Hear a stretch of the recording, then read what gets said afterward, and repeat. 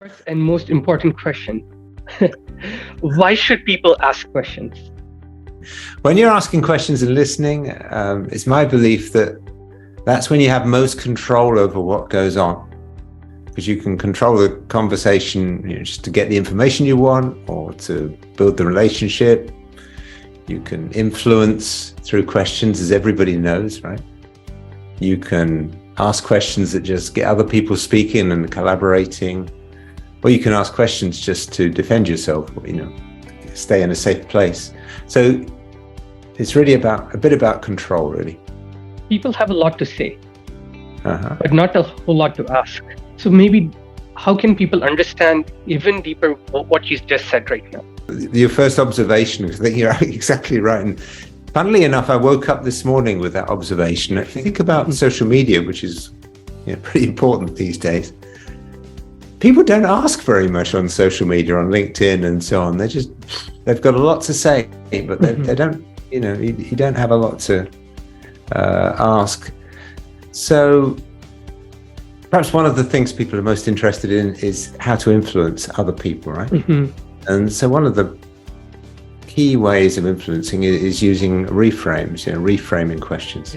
Especially like what you said there, because I'm very tempted to say whatever I think I want to say when someone asks me to tell about myself. But just pausing to ask them what they want to know, I think you get to start off on the right foot. Yeah. And to your point, you have control over the situation. Can you elaborate on control over the situation or the conversation? If you're telling things, well, my personal experience, because I do a lot of training, we do training together. And don't you feel sometimes when you're telling people about stuff, there's some theory, some model you're explaining, and you're there talking away, and in front of you on the screen, there are 15 boxes, half of them without the camera on, and you've no idea what people are doing. You've no idea if they're listening, if they're doing their email or whatever. You've got no control whatsoever.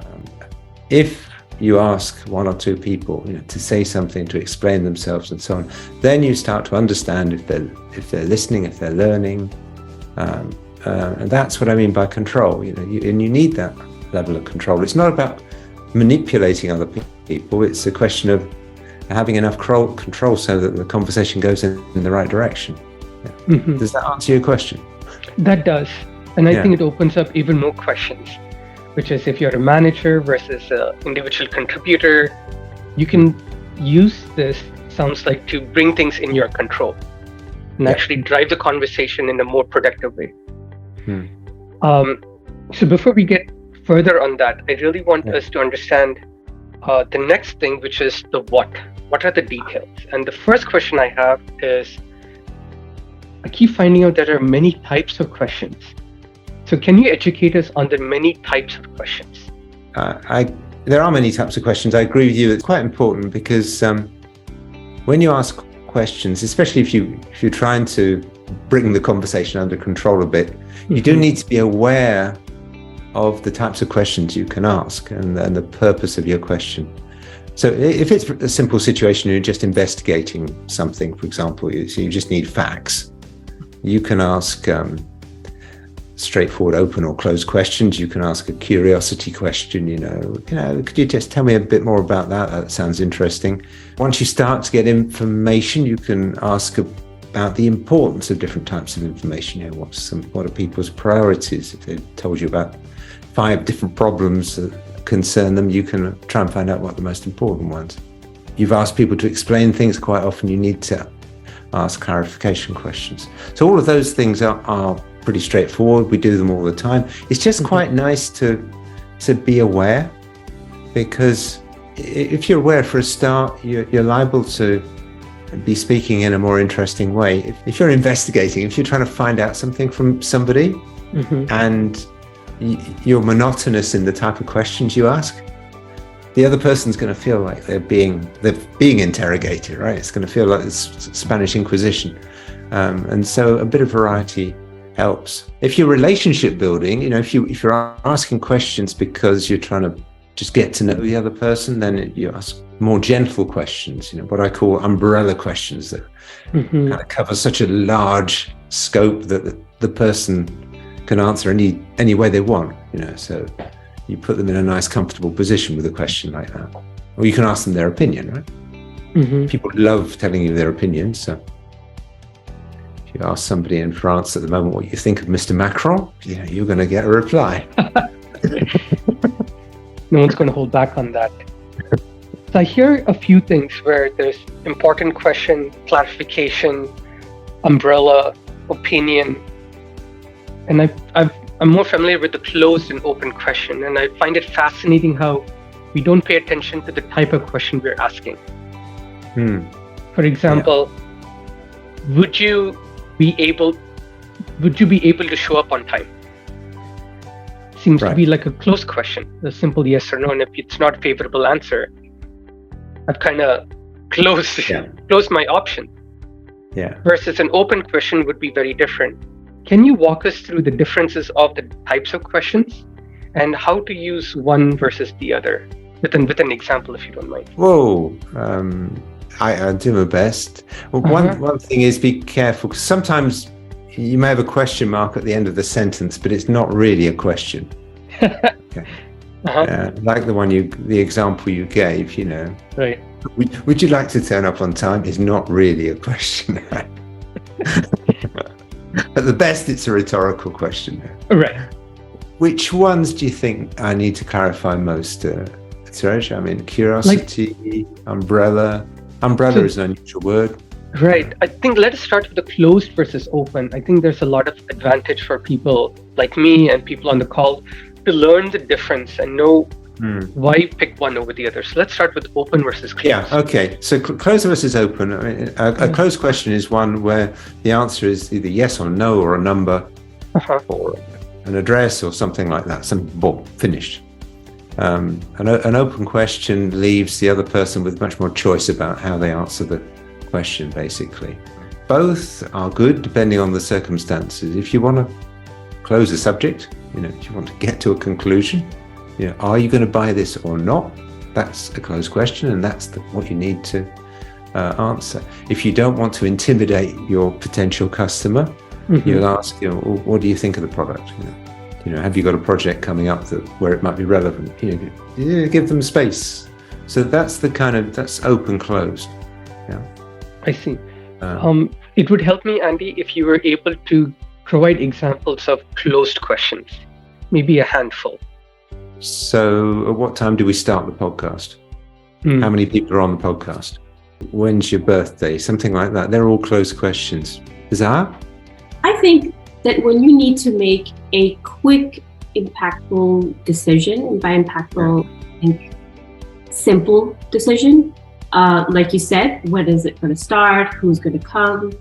Then you use closed questions. But anytime that you want to get information from someone, you want to understand where they're coming from, you want to influence them in any way, you would want to use open-ended questions, because that will get the other person talking a little bit more, and it will give you a better understanding of where their mind's at. So I agree. Because closed questions are fairly rare. I would agree. Most times I would enforce the open-ended questions. To both of you, what are some good examples of open-ended questions? If you have observed people... Well, that was one. Okay. Well, I'll give you an example. I was in Belgium last week, and I went into this guy's office, and he had two massive pictures up on the wall, one of a panda, one of an elephant. And they were amazing. So I said, wow, I love the pictures. Where did they come from? Where'd you get them? Okay. And you get this big story, both the panda and the elephant had attacked him, actually. It was quite an interesting story, but he just loved telling the story. Now, I had no idea he was going to tell me these stories. I thought, perhaps a National Geographic or something. Whereas in fact, one of them he took by his daughter, and the other one of the elephant, he took himself, which was why the elephant decided to attack him. So, that's just an open question. Where did you get them from? My favorite umbrella questions are, tell me more about, what do you think, and how do you feel about? Yeah. Those are very open-ended. You can't answer.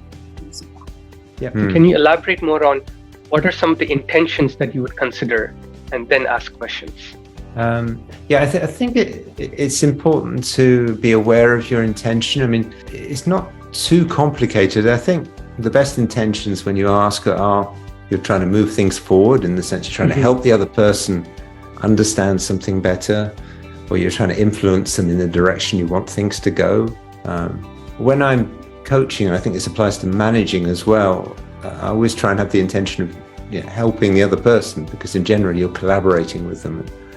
As far as intention is concerned, I think it's quite important to pay attention to what you shouldn't have as an intention, which is showing off. For example, when you're in large audiences, you quite often get people asking questions just to show how much they know, right? And we all fall into that, right? We're in a meeting, you've got the boss at the end of the table. I'm going to show, this is my question. Whoa. Right.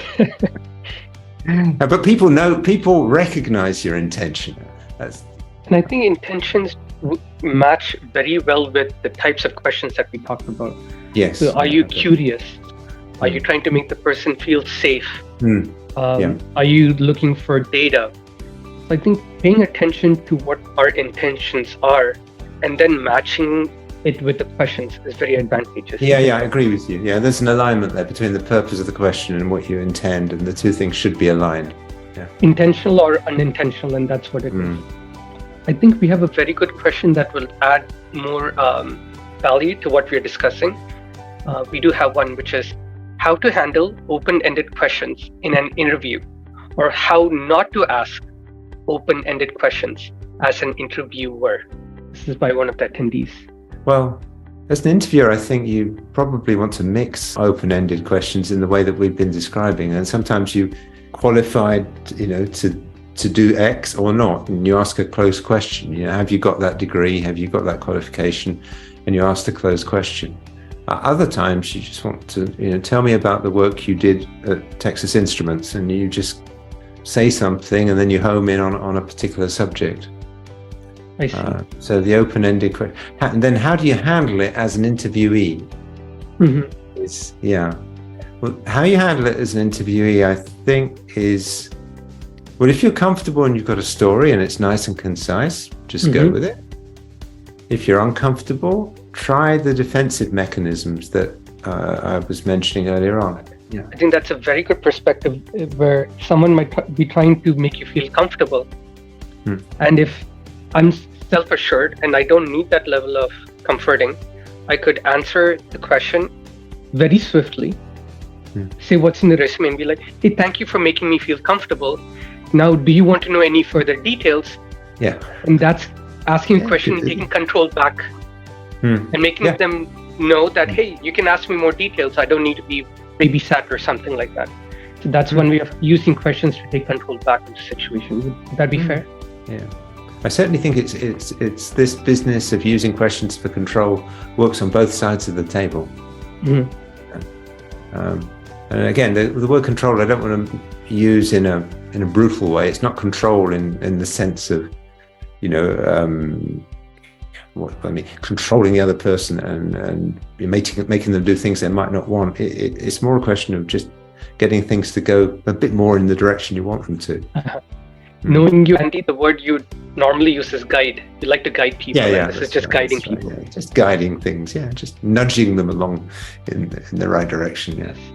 Jatinder Singh, JP, and his question is, would you take a minute or two on how you build trust with questions, especially for folks who do not wish to be seen as vulnerable, maybe insecure or afraid to be seen as such? Thanks in advance, JP Singh. You need to start, when people are feeling vulnerable, you need to start with questions they'll find easy to answer, and then listen very carefully. And it depends how the conversations goes, a bit like the discussion we just had about interviewing. You may continue to be in that mode. You may be with, say, a collaborator who is extremely vulnerable, and you've got to be very, very careful for the whole of the conversation not to upset them, in which case you're going to have to gentle.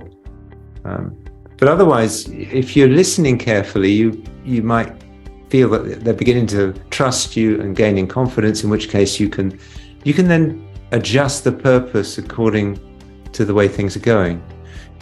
I think to add to Andy's point, when you're trying to build trust with someone, you need to start building rapport.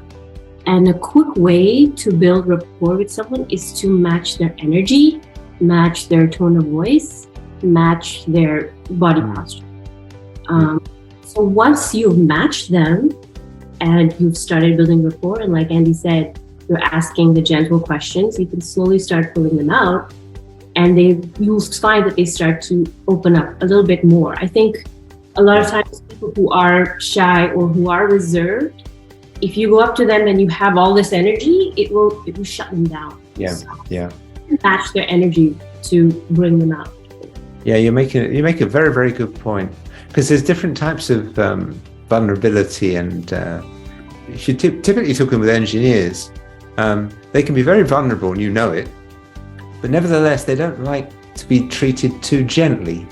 They like snappy questions, factual questions, and so on. That's the way they behave, and therefore, as Zaha points out, you've got to match that, because they'll trust you if you do that, and they won't trust you if you treat them in a very tree huggy kind of way. So what I'm hearing is, if someone wants to be helped, you can help them, and if someone does not want help, you can't do anything about it, right? I think you have to meet people where they're at. Yeah, I agree with that. Yeah, You have to, whether they're very high energy or low energy. Mm-hmm. It works in every social situation.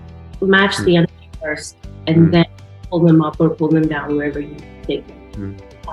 But I think it's so important to read the room, understand, have an intention of building rapport with someone. Come off too strong, especially with somebody who is already reserved. So match the energy and match the tone and the body. Yeah, I completely agree with that. And you know what? It's often a question of not doing things rather than doing them, because if you are relaxed and you haven't got this long list of questions you're going to bombard somebody with, but you're going into a normal conversation, you will tend to match the other person. It's a natural thing. We do it naturally. I somehow feel that's an advice from me at this very moment. Next, we have a question from Mahati. Thank you, Mahati, for joining us. And her question is, what resonates with Mahati is the situational questioning, where one could flare and focus between open versus closed question. Like Zaha and Andy said, for big creative thinking and getting more information, we would flare and ask open ones. But then for the quick decision making, one would ask closed ones. Once, because it's a terrible habit that I've certainly got, and I've seen all over the place, where you try to ask a question and you're not really quite happy with the way you express yourself.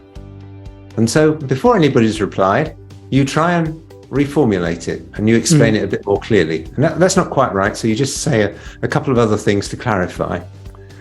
And by the time you finish with your 3 different versions of the question, the other person's totally confused and off the hook. and it's much, much better, even if you didn't get your question right the first time, just to stop and see what the other person makes of it and what they say. Listen, and then you'll see if they've understood, and you'll also see if they can express themselves a bit more clearly than you could. But reformulating before you've been asked to, it is a terrible habit that I find myself doing, and I see quite a lot. Once I became aware of it, I saw it quite a lot.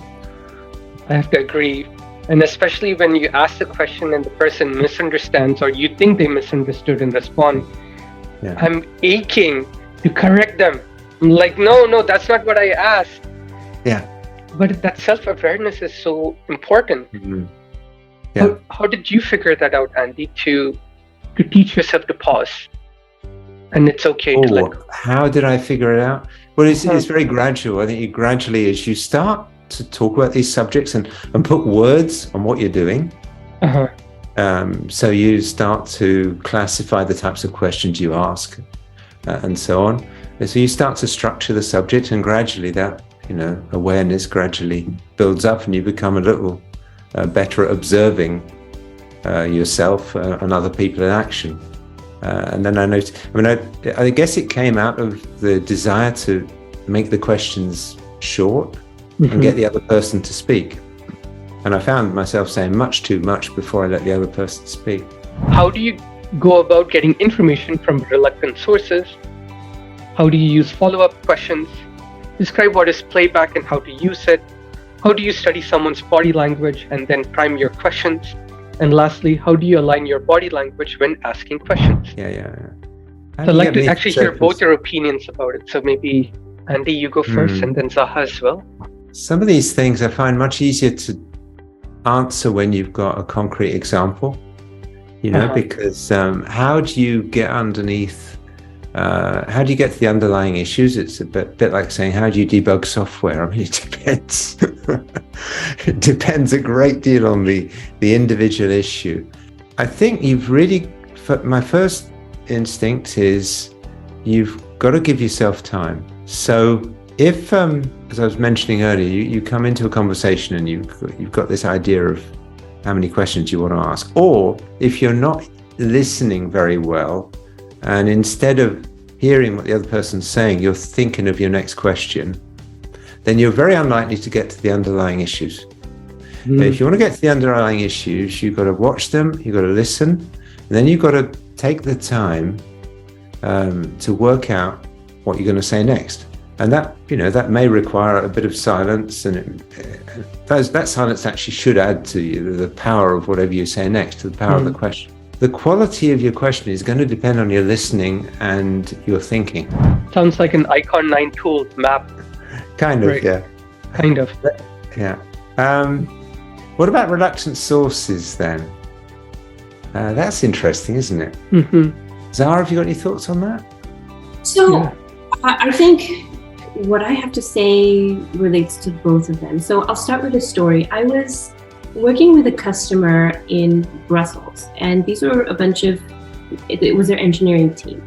So we were trying to get to the bottom of things, of what their requirements were and how we could meet their needs. And these people were like this. I had to read their body language. And I could tell that they were not engaged. They weren't facing me. They were closed. So I had to ask a lot of open-ended questions because I didn't get where their mind was at, but I could see that their mind wasn't there in the room on the problem with me. There's something else was going on in me.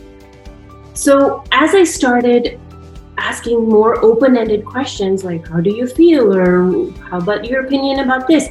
I sort of, made a path for myself where, I asked this question and, their body language is worse. So let's go in a different direction. And then I asked in a different direction, a different technical direction. And then I understood they started leaning forward. It's like, okay, now we're on the same page. So I think that helped me get beneath the surface. There was a bit of a language issue too. So especially when there's a bit of a language barrier, I feel like reading body language is so important. Like facing you, are they facing someone else? Are they facing the exit? They just want to be out of there. Notice where people's feet are pointing. That's usually where their interest lies. So reading people's body language and their micro expressions, that's really key. So micro expressions are the very split of a second expression that somebody would make. For example, like if you meet someone and their eyebrows shoot up, that's a micro expression. They can't control that. It's truth. That means they're interested in you or they like something about you. So you're in their good books. So that's good. Same point, if you ask your customer a question, you ask your manager a question, and he makes a very slight movement in the face, so it's and then he might say the complete opposite thing, or she might say the complete opposite thing, and I'm sure we'll figure something out, So you want to read between the lines, like what right. So the micro expression things, you have to be, and for all of this, you have to be so in the moment. You have to be aware, and you have to be self-aware. You have to understand what your own dialogue is, and you have to read the other person and where they're at. So you have to be very aware, self-aware of your surroundings. when you're trying to read the room. So all of those things I think matter. And then the same with reluctant source, you know. Sometimes I'm the reluctant source, you know, and I unknowingly am a little reluctant to give information. So what I do is I just fix my body language. I take up more space, okay? And this helps, even in meetings and customer situations. Just take up more space wherever you are. You seem more confident, people will want to open up to you. And if you see somebody else reluctant, like I said before, you have to match their energy first. First, you match them, see where they're at, then start asking open-ended questions. And then once you find yourself a path based on the responses you get from the open-ended questions that you're asking, you'll be able to slowly have them open up. Right. And I think, Zaha, you're demonstrating something that's important as well. It's because you've thought about all this, you got tactics, right? And you can't always use the same tactic every time. You have to really tune in and adapt your tactics. So it's good, everybody, that you came to the podcast, because it's only by practicing and talking about these things and putting words on the concepts that you gradually build up your repertoire of tactics. Like, I may have all the tactics and all the repertoire, but I'm not always going to be a good listener. I can't bring my A game every time. So you have to make an intention. And I like to, if I'm going into a meeting where it's going to be a difficult conversation, I will take 5 minutes and compose myself, do some deep breaths, get my own body chemistry in order, you know, be mindful of what my posture is, because that's the energy that I'm bringing into the room, and that directly affects the conversation and how the person is going to respond to you. So all of that, you can't be perfect, but you have to make an intention every time you have to. Yes, yeah. That's I love that. Really key point. Yeah. So body language, take more space, practice, consistency, talking about this, and being very intentional about it. And it's okay if you don't get it right once. We don't have to bring our A game every single time. And I think that is words of wisdom that I'm going to take. I'm hoping others on the call are going to take as well. So both of you have done a marvelous job. We do have time perhaps for one more poll. I'm excited about rolling that out. So if you don't mind, I'm going to go ahead and... So while we're waiting for the poll, another thought comes to my mind about the third, aligning your body language with asking the questions. There's something I learned from my kids' kindergarten class, and that was be a whole body listener. So like Andy's point, you can't ask the right questions if you're not listening. And I find it so useful to be a whole body listener. Like your whole body, that's what they teach the kids. Your whole body needs to right. And it's so powerful. Like when I am using my whole body to listen to you, I will be more attentive. I will be more in tune. So I think that really helps you guide better questions. So just to play back that, what you mean by that is you feel something resonate inside, you're listening with your whole body, because it doesn't have to be just coming through your ears. You can actually feel what's going on. It makes the other person feel heard. When you are based on your whole body, they will feel more heard and they will be more responsive to you.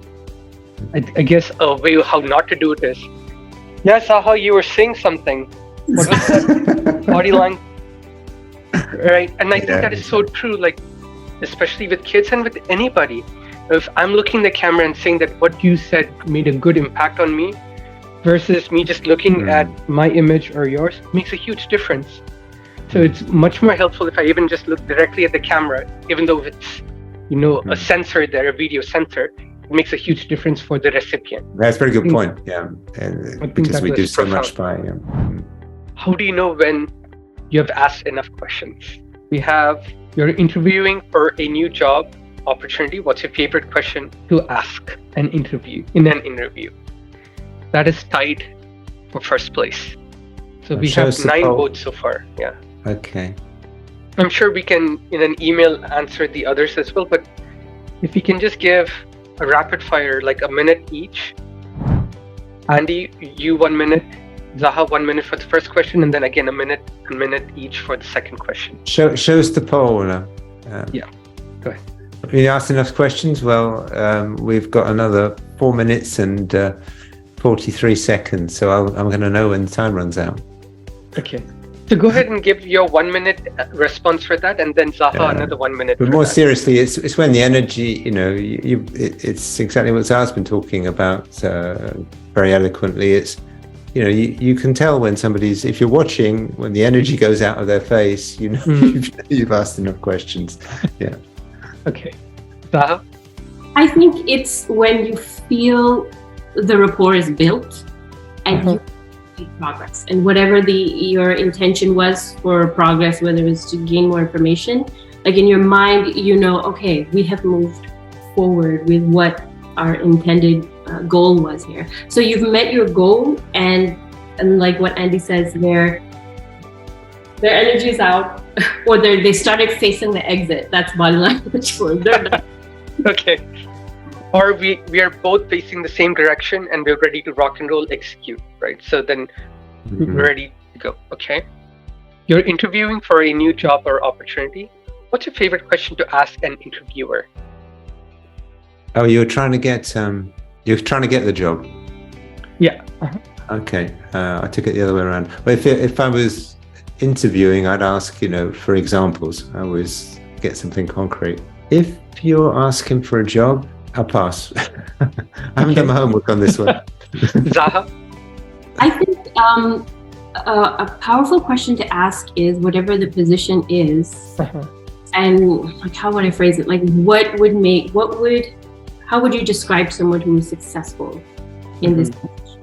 So that gives you a criteria of, what you need to do to check off all the boxes to be a top performer in this role. Got it. I have an additional spin to that, which is I heard on the internet, must be true, of course, right? Ask the same question, but position yourself. Hey, Mr. or Miss Interviewer, if you see me 3 months from now succeeding, what do you think I'm doing in order to succeed? So you're planting that vision in their mind. And that's how I would add that. All right. What can our audience do today, 3 months from now, or 1 year from now, in order to develop the art of asking questions? What can they do? What advice do you have for them in closing? And Zaha, you as well. I would suggest really experiment, and this, you could almost look at this podcast as a beginning in that. You need to experiment. Deliberate practice is the way to do it, so that you build up your model kind of what a good question is, you build up your awareness and so on. And to make that more effective, if you like that sort of thing, you can keep a journal, you can keep a record of what worked and what didn't work. I'm not very good at keeping journals, so I tend to either talk to somebody or recently I learned that these guys are very helpful. I talk to my rubber duck, right? And just by getting it out there and saying something, it tends to get new ideas to embed a bit better. But deliberate practice is the key. It's all about doing it. Zaha, closing comments? So practice is key. And there's two things that I recommend practicing. The first is to practice setting an intention for every communication you have. Every communication. And that will help you start building awareness of your own thoughts, what's going on in your brain and others. Like, okay, my intention when I'm talking to my kid is to make them, what is your intention when you're talking to people? That will start building a lot of awareness in you. And then if you really struggle with asking good questions and getting to the bottom of things, I've been there. And I think what helped me the most is to build some sort of mindfulness practice where you practice to quieten your mind and slow down so that, and this is something you need to do over time. Like, you're not going to have like a mindfulness practice and you're going to be good in a week. This is the thing that's long term. Like, you would slow down your mind for 10 minutes a day, and over time you will be a better listener because you've learned to quieten your mind and actually listen to other people, and that will lead you to ask better questions. Yeah, can I just chain on to that, because I completely agree with you, and the kind of result of that in the end is you throw away your ego. Because when you're asking questions, you're giving the other person the opportunity to find the solution for whatever it is, you're guiding them maybe, because that means that they're going to come up with the answer. And so to be able to do that, to slow down, you've kind of got to just let the other person take some space. And that, is something that takes a little while and comes from things like meditation practice.